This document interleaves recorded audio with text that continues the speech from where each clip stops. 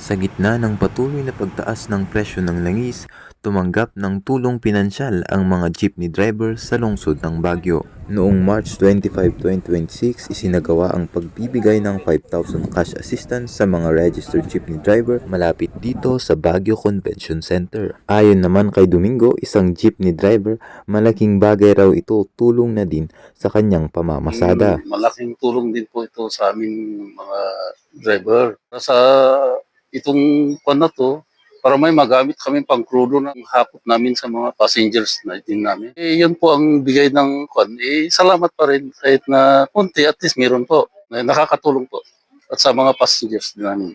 Ayon sa City Social Welfare and Development Office, tinatayang mahigit 2,000 na jeepney driver ang makikinabang sa programang ito. Ayon kay Liza D. Bulayungan ng CSWDO, layunin ng programa na madagdagan ang kakayahan ng mga driver na matugunan ang kanilang pangunahing pangangailangan. Ipinatutupad ang programa sa ilalim ng Ordinance No. 60 Series of 2024 o ang Assistance to Individuals in Crisis Situations na nagbibigay suporta sa mga individual. Sa kabila ng patuloy na hamon sa kabuhayan, umaasa ang mga jeepney driver na magpapatuloy ang mga programang tulad nito upang masuportahan ang kanilang pamilya at maipagpatuloy ang serbisyo sa publiko. Mula dito sa Baguio Convention Center, Larry Mangawa para sa Herald Express.